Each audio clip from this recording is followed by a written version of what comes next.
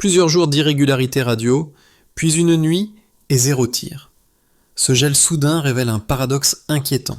Plus le convoi occidental semblait invisible, plus sa vulnérabilité apparaissait lorsque la surveillance burkinabé se resserrait autour d'indices thermiques et d'itinéraires hors route déclarés. Que signifie pour chacun l'instant où Ibrahim Traoré convertit un passage nocturne, évitant village et poste de contrôle, en démonstration publique de souveraineté, sans chaos au matin ni trace de lutte visible. Une bascule brève, mais décisive, qui rend l'ombre coûteuse et oblige les chancelleries, comme la rue, à regarder autrement. La promesse est simple et mesurable, comprendre l'impact d'un acte sans coût et ce qu'il change durablement. Le bénéfice pour le spectateur tient en une phrase claire, lire une séquence sobre pour mieux juger ses effets concrets. L'enjeu dépasse l'immobilisation de véhicules. Il touche à la souveraineté perçue, à la crédibilité des méthodes locales, et à la façon dont une région habituée aux zones d'ombre réagit quand la preuve devient visible. Ici, l'analyse s'interdit l'emphase. Elle s'appuie sur une chronologie courte, des indices faibles devenus signaux et des choix opératoires qui privilégient l'anticipation à l'affrontement. Ce cadre permet de distinguer l'image du mécanisme. L'image frappe, mais le mécanisme explique pourquoi l'absence de tir compte autant que l'arrêt lui-même. La lecture annoncée suit donc une ligne nette, observer, intervenir au moment juste, exposer sans surchauffer. À la clé, une question utile. Comment une méthode patiente peut-elle reconfigurer réactions populaires et diplomatiques sans escalade immédiate ? Dès le début, une mini-révélation s'impose, car plusieurs jours d'irrégularité radio, puis une seule nuit et 0 tir. Cette compression du temps éclaire le cœur de la séquence. Une veille prolongée transforme des bruits faibles en signal exploitable avant qu'une action courte ne rende visible ce qui devait rester clandestin. Le point de départ tient à une anomalie qui insiste. Des opérateurs burkinabés relèvent des échanges inhabituels, d'abord isolés, puis répétitifs, jusqu'à former un motif. En parallèle, des schémas thermiques apparaissent dans des zones peu fréquentées, loin des routes déclarées. Rien de spectaculaire, justement. La persistance fait basculer l'ordinaire vers la méthode. Chaque retour confirme le précédent. La patience devient un outil.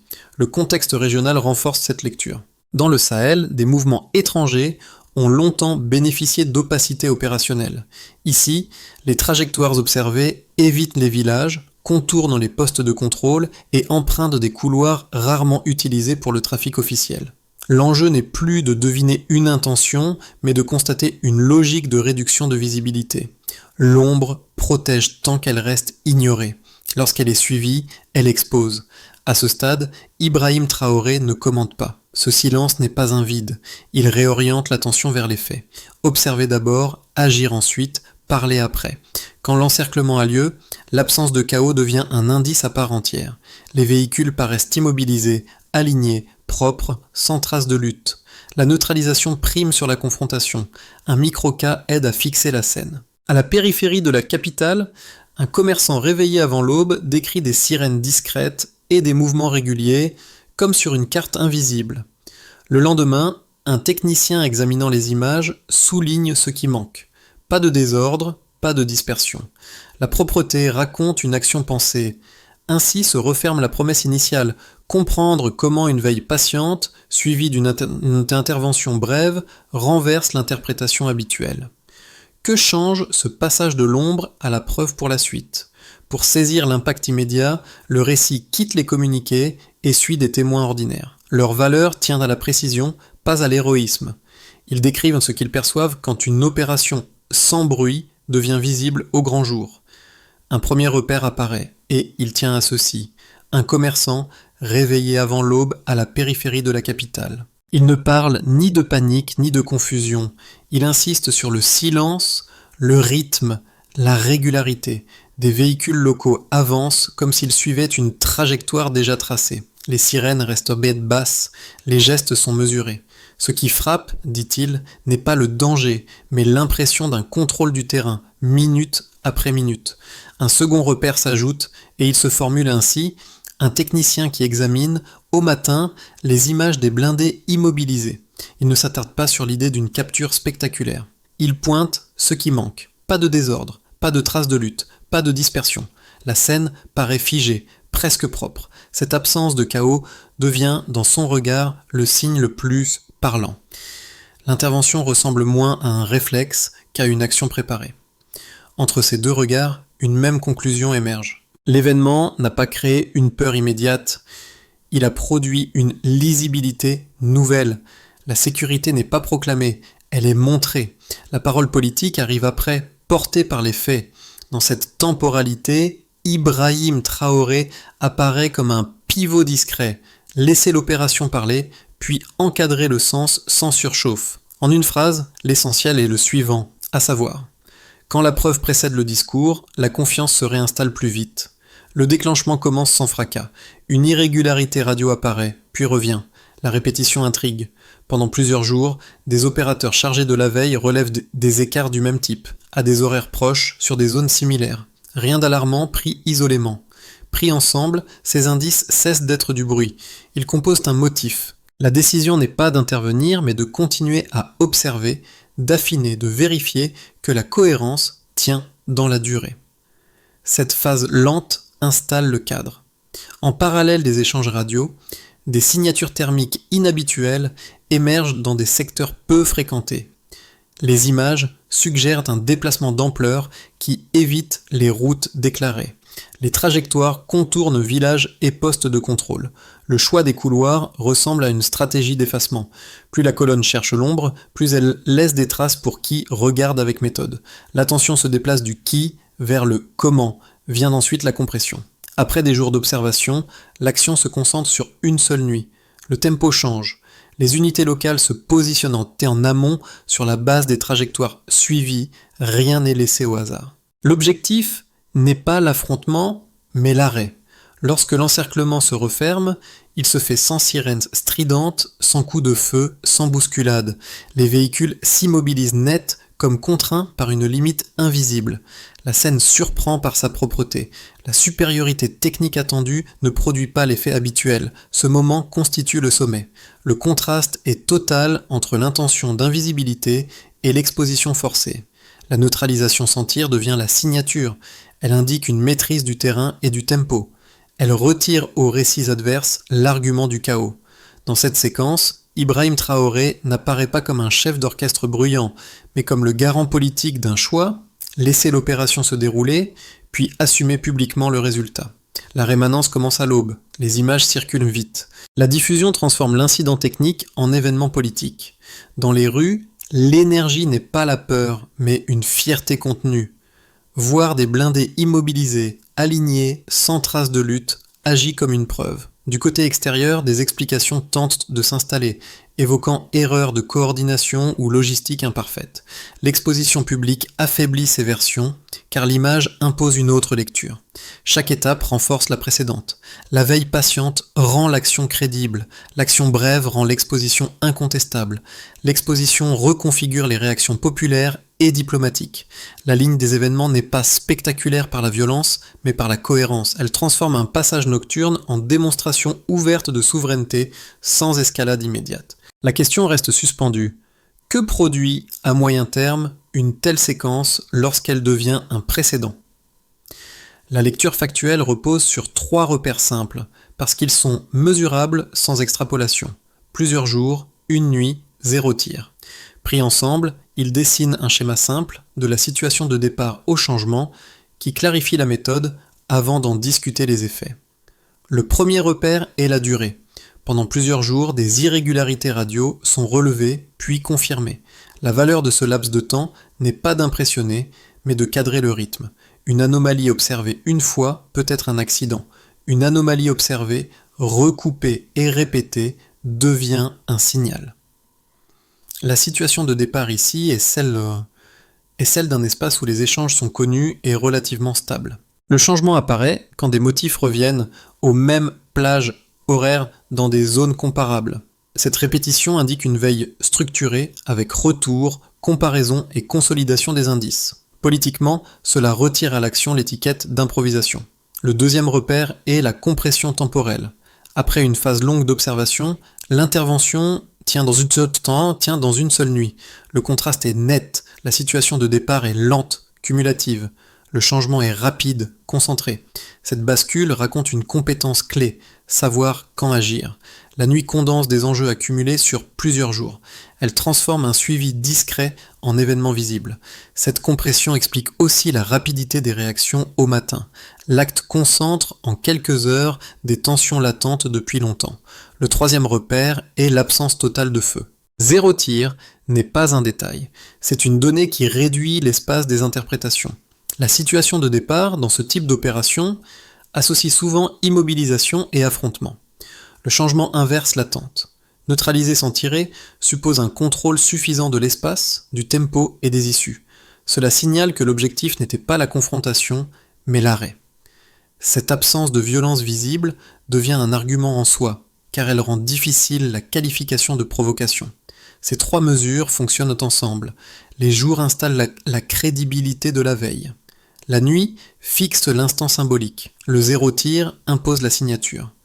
La cohérence du triptyque rend l'événement lisible sans ajout de chiffres externes. Elle explique pourquoi l'incident résiste à la réduction en simple erreur technique. Dans cette architecture, Ibrahim Traoré apparaît comme un point d'équilibre politique. La retenue observée avant et après l'action aligne le discours sur les faits. La parole vient après la preuve, non pour l'amplifier, mais pour la contenir. Pour la population, cette séquence transforme une inquiétude diffuse en capacité observable. Pour l'extérieur, elle oblige à discuter des méthodes plutôt que des intentions. En résumé, la preuve n'est pas spectaculaire par le volume des données, mais par leur agencement. Plusieurs jours, une mort, une nuit, 0 tir. Cette chaîne explique pourquoi l'épisode pèse plus que sa durée réelle et pourquoi il ouvre un débat qui dépasse l'incident lui-même. 2 lectures concurrentes s'imposent dès que les images du convoi immobilisé circulent et chacune tente d'installer sa cohérence. La première lecture parle d'un incident logistique. Selon cette version, le déplacement concernait du matériel sans intention hostile, engagé sur un axe secondaire avec une déclaration administrative incomplète. Les zones frontalières serviraient parfois de couloirs techniques, où une coordination imparfaite peut produire des trajectoires atypiques. L'immobilisation serait alors une coïncidence malheureuse, amplifiée par la diffusion des images. Dans ce cadre, la sobriété de l'intervention serait un effet de prudence réciproque, non la preuve d'une méthode anticipée. La seconde lecture affirme au contraire un mouvement structuré. Les mêmes éléments changent de sens.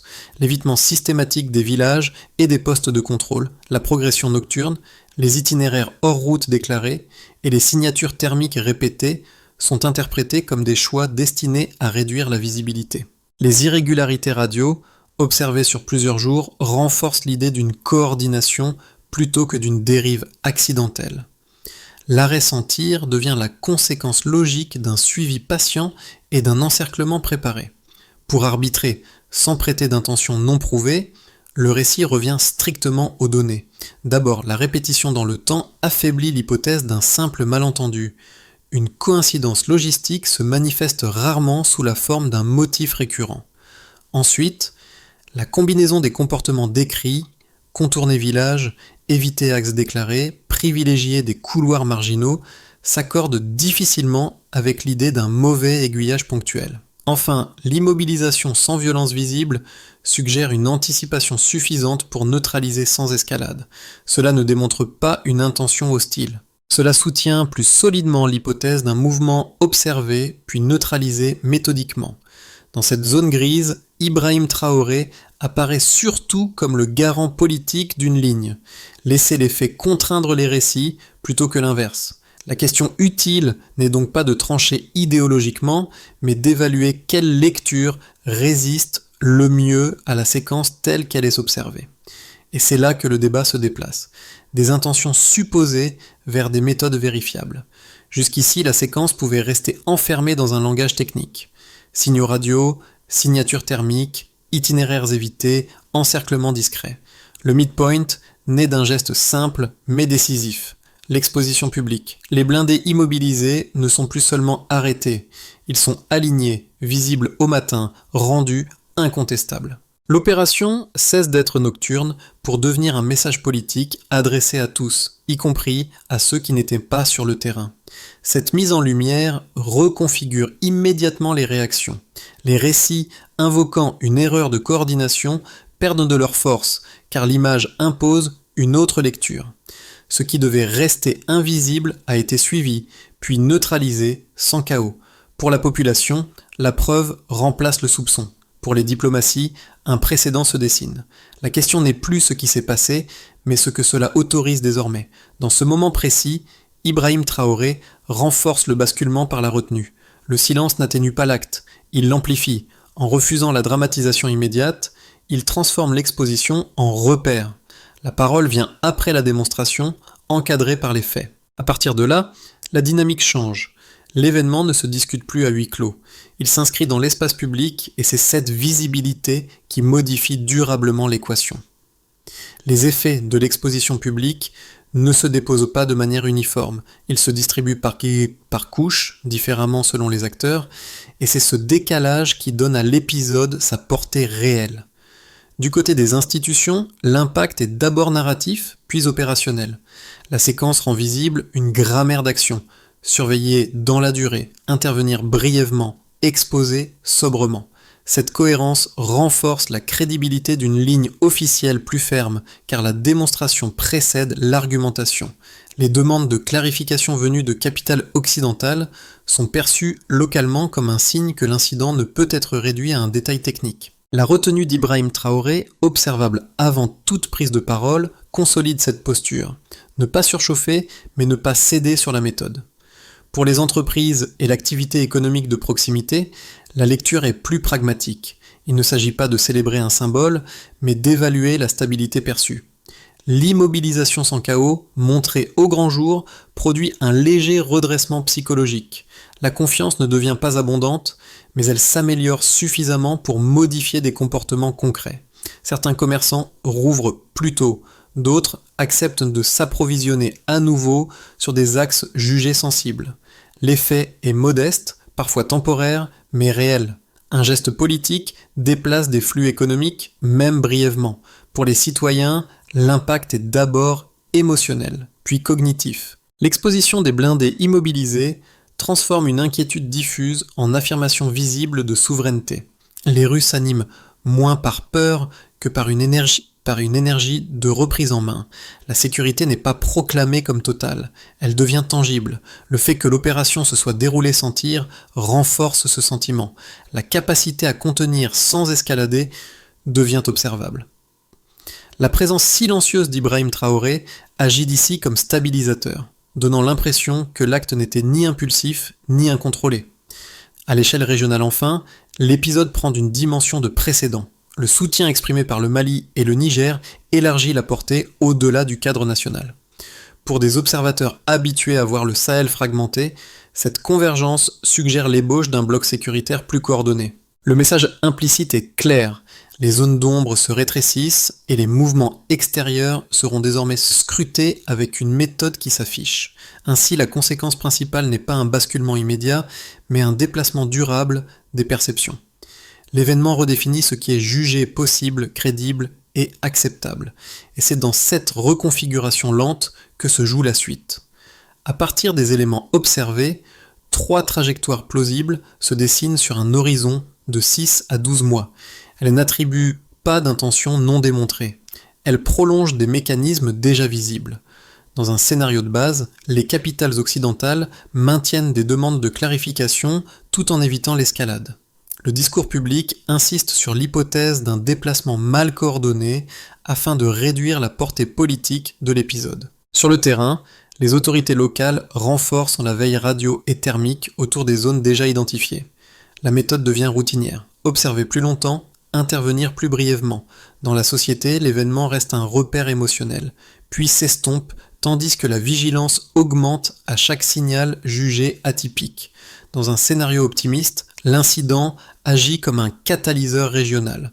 Les soutiens exprimés se traduisent en procédures concrètes, partage d'indices faibles, synchronisation des veilles transfrontalières, échanges réguliers d'analyses techniques.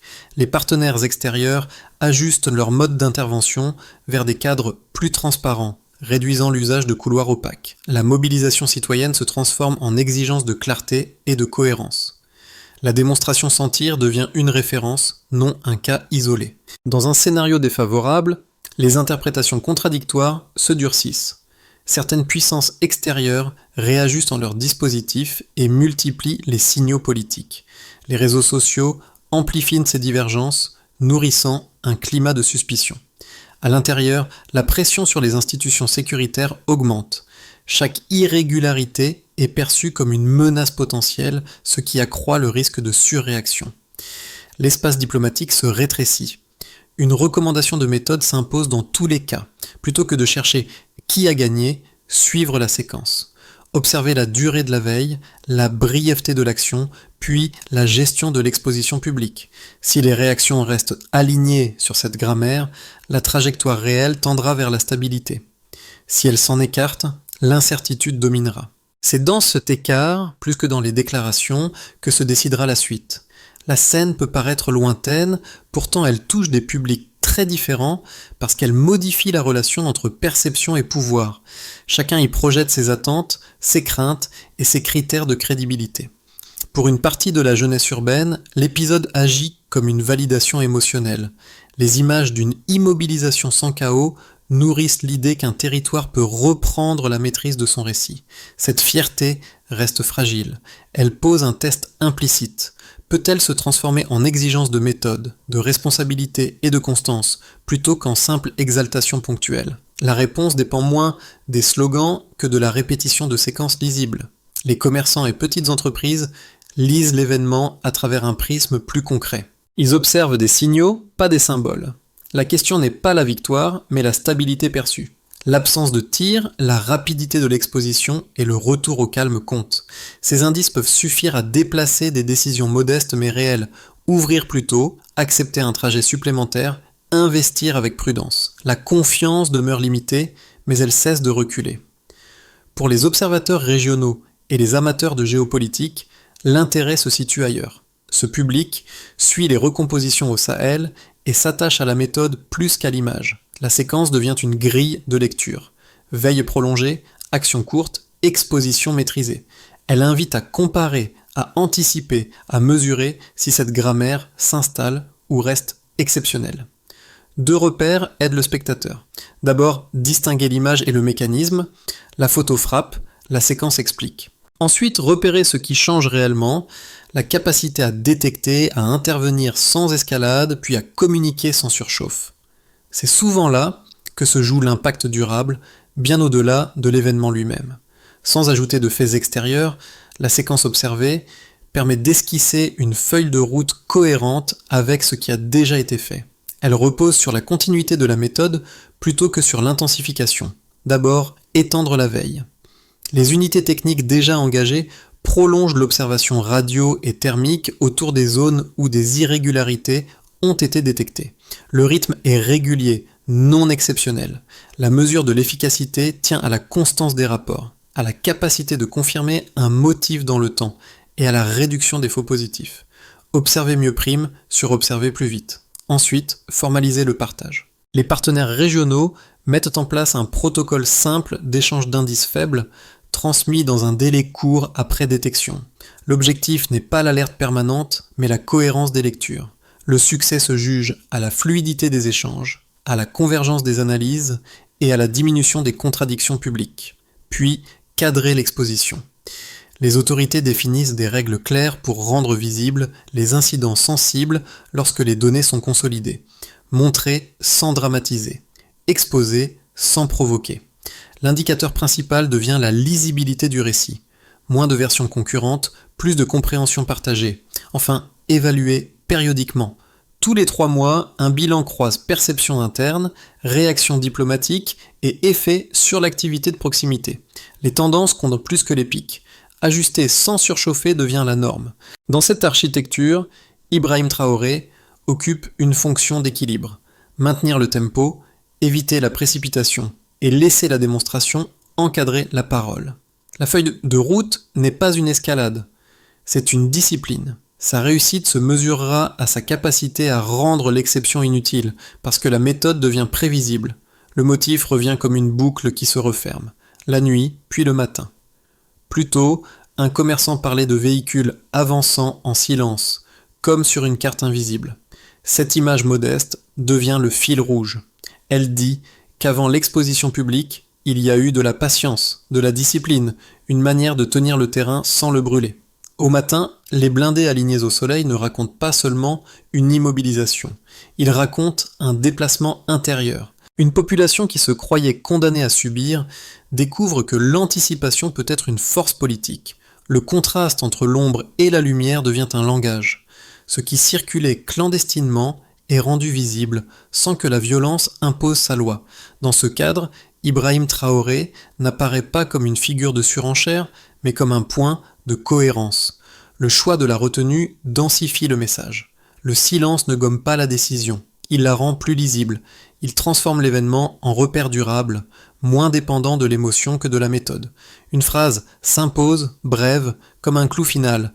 La souveraineté commence parfois par un silence maîtrisé. C'est cette sobriété, plus que l'image elle-même, qui explique pourquoi l'épisode continue de résonner, bien après la dissipation de l'aube. Au-delà de l'épisode, ce qui demeure est une image sociale plus large. Des frontières ne sont plus seulement des lignes sur une carte, elles deviennent un espace où la perception peut changer en quelques heures. La scène des blindés immobilisés rend visible deux forces qui s'opposent sans s'affronter. L'opacité des couloirs nocturnes et la transparence d'une démonstration exposée au matin. Entre les deux, un choix collectif se dessine. Ce choix n'appelle pas des camps figés, il invite à une discussion plus exigeante. Clarifier les faits, puis débattre calmement des conséquences pour les citoyens, l'économie de proximité, les institutions et la région. Résister à la surchauffe des récits n'implique pas d'éteindre la question de fond. Au contraire, cela permet de l'examiner sans la réduire à des slogans. Dans cette perspective, l'enjeu n'est pas de célébrer un moment, mais d'observer s'il devient une règle. Une méthode patiente peut-elle s'installer durablement sans provoquer d'escalade? La visibilité peut-elle remplacer l'ombre comme norme implicite? La discussion reste ouverte. Et c'est peut-être là sa force. Quand les preuves encadrent le débat, chacun est invité à juger, comparer et anticiper. Quelle lecture retenez-vous? Un avertissement ponctuel ou le début d'une règle nouvelle au Sahel?